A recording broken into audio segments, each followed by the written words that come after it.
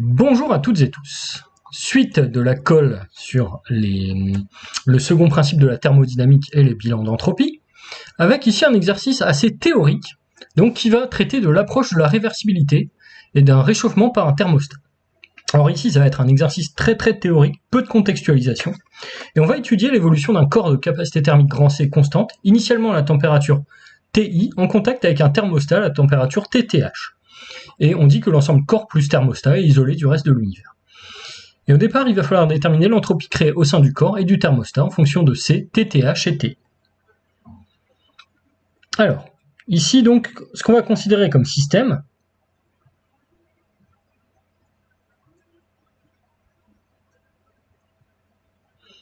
eh bien ça va être le corps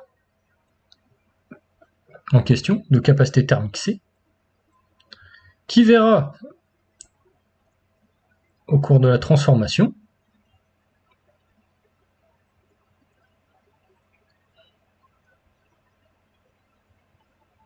sa température passer de TI à TTH. Donc avec ici une transformation qui sera monotherme.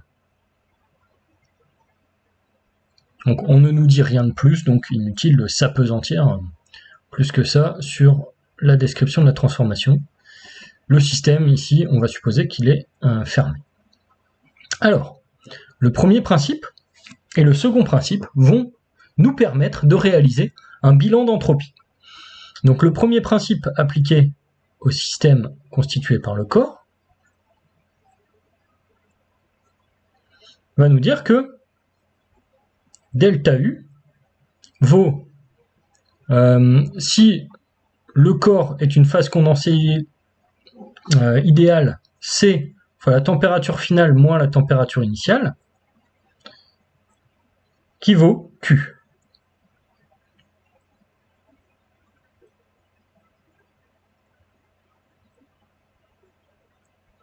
Et donc là, on fait bien attention que j'ai pu écrire delta U égale Q, car j'ai un corps constitué d'une phase condensée idéale. Donc hypothèse que j'ai formulée ici, vu le peu de données dont je dispose. Donc delta U égale Q n'est absolument pas un résultat général que je peux écrire tout le temps. Le second principe. Donc le second principe, c'est ce qui va nous permettre de déterminer l'entropie créée.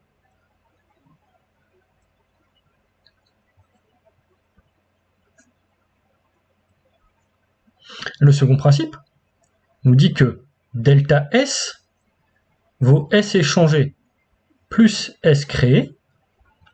Et si j'ai une phase condensée idéale, eh bien je sais que delta S vaudra C ln de TF sur TI. Donc, grâce à la variation de S calculée ici pour une phase condensée idéale, au second principe et au premier principe, eh bien j'obtiens que S créé vaut delta S moins S échangé, soit C ln de TF sur TI, moins S échangé, et S échangé, on sait que ça vaut Q sur la température de la surface extérieure du système, donc Q sur TTH. Donc ici, je sais que la transformation est monotherme, ce qui me permet d'intégrer directement.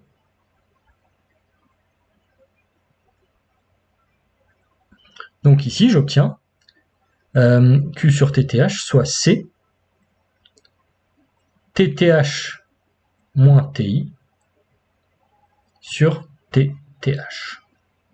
Donc là, je peux changer un petit peu le calcul en posant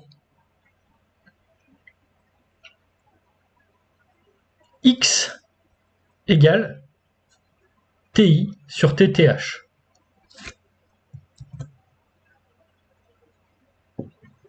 Alors, si je pose X qui vaut TI sur TTH, je finis par obtenir S créé, qui va être égal à C, ln de 1 sur X, donc C fois,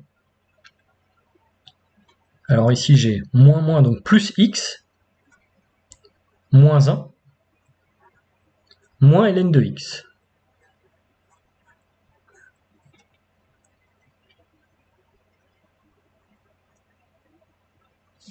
Donc là, j'obtiens ici l'expression de l'entropie créée en fonction de la variable x qui vaut le rapport de la température initiale sur la température du thermostat. Alors, si j'essaye de commenter un petit peu le signe de cette fonction, on voit que je peux envisager des cas où x est positif, des cas où, enfin, supérieur à 1, des cas où x est inférieur à 1. Dans tous les cas, ici, j'obtiendrai une entropie créée qui va être positive. Donc ici, je vous invite à vérifier que il n'y a pas de problème, autrement dit que ce résultat est toujours vérifié. Donc supérieur ou égal à 0. Le seul cas où on aura 0, ce sera le cas strict où x égale 1, évidemment. X égale 1 pour avoir S créé égale 0. Ce qui veut dire qu'il n'y a pas de transformation, tout simplement. Alors, maintenant qu'on a obtenu l'entropie créée, on va envisager d'amener le corps à la température TTH par équilibre thermique successif. Équilibre avec un S, ce sera beaucoup mieux. Équilibre thermique successif avec N thermostats aux températures Tn. Et en fait, les températures Tn vont être des températures qui vont partir de Ti et s'approcher progressivement de TTH. C'est-à-dire que chaque température N plus 1 sera un petit peu plus proche de TTH que ne l'était Tn. Et donc on va essayer à partir de là de voir comment l'entropie va pouvoir évoluer si on remplace la transformation brutale au contact d'un thermostat avec rupture brutale de l'équilibre thermique par une transformation entre guillemets lissée où on passe notre temps à remplacer le thermostat par un autre thermostat à une température un petit peu plus proche de la température finale que ne l'était celui d'avant. Alors, ici donc, on nous demande quelle est l'entropie créée lors de l'étape amenant la température du corps de Tn à Tn plus 1. Eh bien, ici,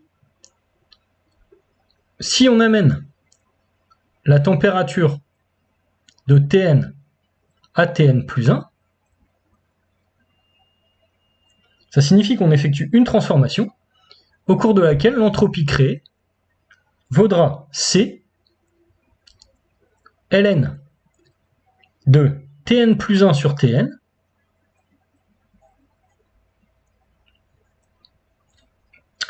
moins 1 plus Tn sur Tn plus 1. Alors là, qu'est-ce que j'ai fait? J'ai simplement repris la démarche précédente et le résultat qui était ici. Ce résultat-là reste valide parce que j'ai toujours un système qui évolue de Tn à Tn plus 1 au niveau de la température avec le contact qui s'effectue avec un thermostat à la température Tn plus 1. Donc ce résultat reste valide. Alors, maintenant ce que je vais faire, je vais essayer de détailler un petit peu les termes de la suite. Je sais que Tn, c'est la température initiale fois la température du thermostat sur Ti à la puissance petit n sur grand N. Et je sais que le n plus unième terme va me donner Ti fois TTH sur Ti à la puissance n plus 1 sur grand N. Donc grâce à ces deux données, je vais obtenir que le rapport Tn plus 1 sur Tn, qui est le rapport qui va m'intéresser, eh bien va valoir TTH sur Ti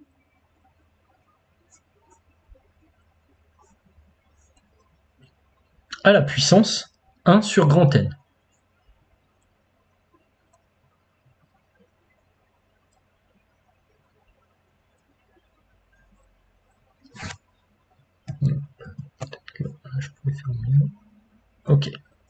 Alors, ce résultat, comment est-ce que je peux l'exploiter?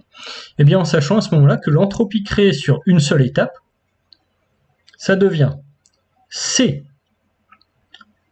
fois ln de Tn plus 1 sur Tn, donc ln de TTH sur TI,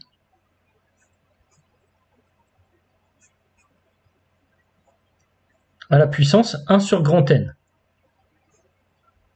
moins 1, plus TI sur TTH, à la puissance 1 sur grand N.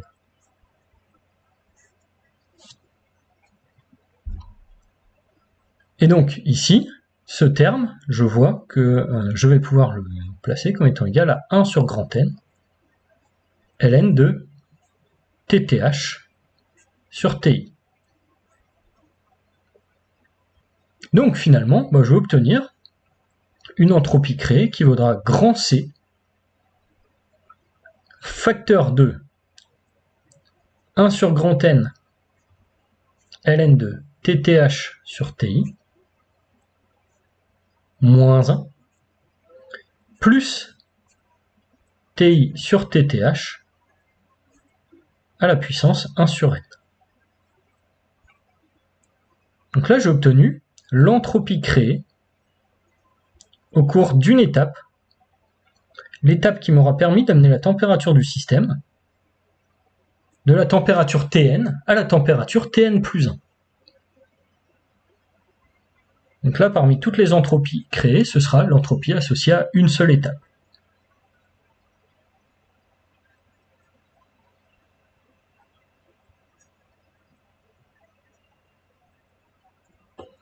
Donc maintenant, je vais essayer d'évaluer la possibilité de la réversibilité. Alors qu'est-ce que ça signifie?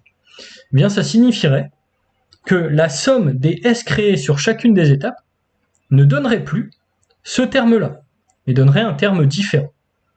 Et donc ici, ce qu'on va faire, eh bien, on va essayer de voir ce qui se passe si je multiplie par grand N le terme calculé précédemment. Donc ici, je ne vais plus travailler sur la transformation Tn qui donne Tn plus 1, je vais travailler sur la transformation qui part de Ti et arrive à TTH. Et donc je sais que je vais avoir non plus une étape, mais grand N étapes. Alors, ce qui est intéressant, c'est que j'ai rendu le calcul précédent indépendant de Tn et Tn plus 1. C'est-à-dire que finalement, le saut d'entropie créée est toujours le même. Donc ici, je vais pouvoir dire que S créé au total, c'est N fois S créé calculé lors de une étape précédemment. Si j'appelle ceci SC1 ici. Et donc je vais calculer N fois le terme précédent. Donc j'ai C, ln de TTH sur TI. Pourquoi je me tente parenthèse, je ne sais pas.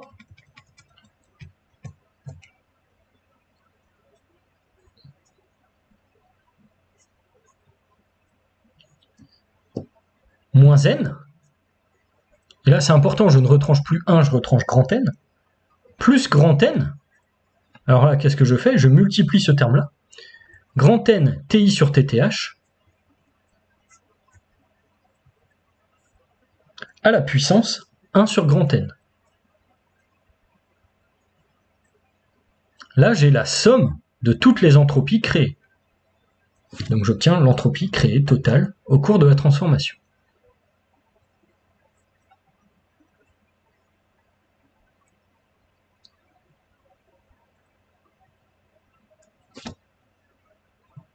Alors, ensuite, ce qu'il va falloir que je fasse, eh bien, il va falloir que j'essaye d'analyser ce terme-là.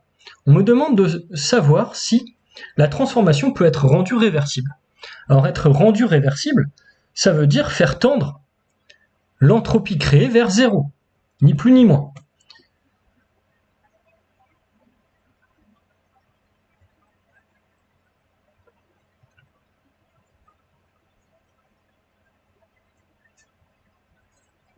Alors, est-ce que ce serait possible? Eh bien, ici, on va essayer de voir ce qui se passe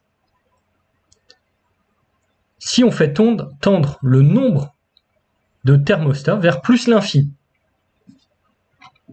Alors, si je fais tendre grand N vers plus l'infini, 1 sur grand N tend vers 0. Ça, c'est très très logique. Or, je sais que TI sur TH à la puissance 1 sur grand N, c'est exponentielle de 1 sur grand N, ln de TI sur TTH, par la définition de la fonction puissance. Si j'applique un développement limité à l'ordre 2, alors pourquoi est-ce que j'ai le droit de le faire ici? Parce que je sais que j'ai 1 sur grand N qui tend vers 0 avec ce terme-là qui est fixe. Donc finalement ici, ça se comporte comme une variable au voisinage de 0. Et donc si tout ceci se comporte comme une variable au voisinage de 0, je peux dire que, en réalisant un développement limité à l'ordre 2 de l'exponentielle, ceci vaut à peu près 1 plus 1 sur n, donc on a ln de TI sur TTH, plus 1 sur 2n au carré, ln carré de TI sur TTH.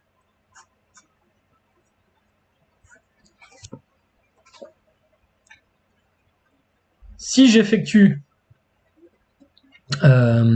ici le développement limité, je finis par obtenir que l'entropie créée devient à l'ordre 2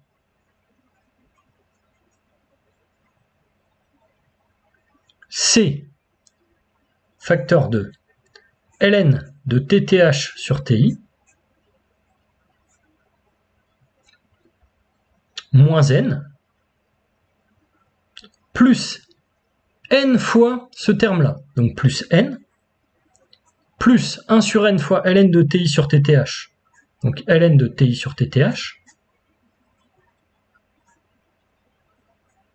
plus, alors après j'ai 1 sur 2n carré fois n, donc il va rester 1 sur 2n, ln au carré de TI sur TTH. Alors ce qui est très intéressant ici, c'est que tous les termes d'ordre 0 et 1 vont se simplifier. Et il va me rester uniquement un terme d'ordre 2.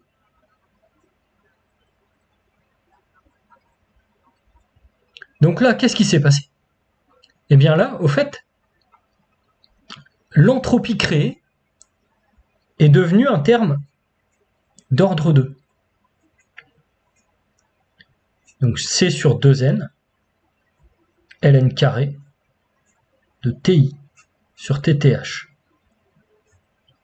Donc en première approche, au fait, ce terme-là, je vais pouvoir quasiment l'annuler.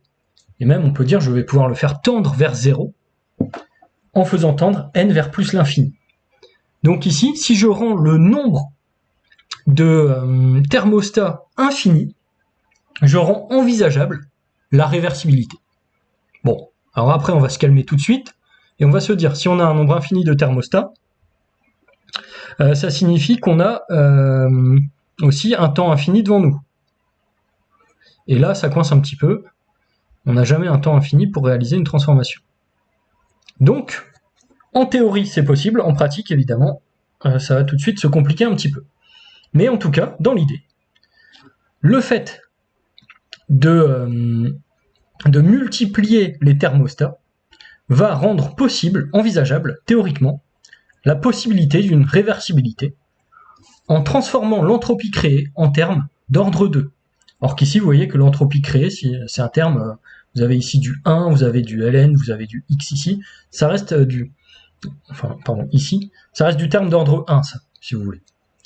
Donc là, on a changé d'ordre dans le développement en coupant la transformation en un ensemble de transformations infinitésimales. Et donc ici, ce terme d'ordre 2 a effectivement la possibilité de tendre vers 0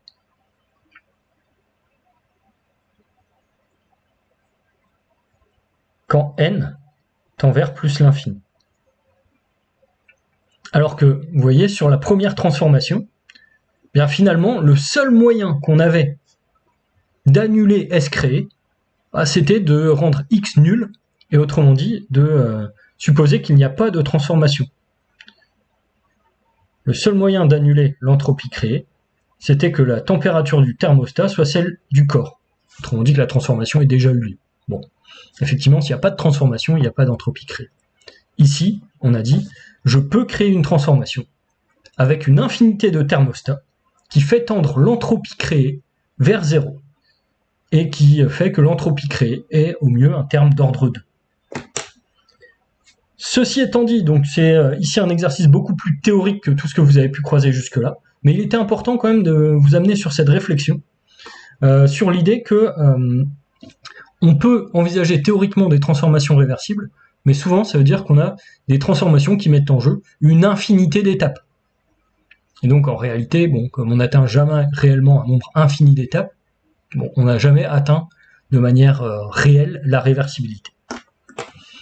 Ceci dit, il me reste à vous dire de poser vos questions dans les commentaires et à vous annoncer la suite au prochain épisode.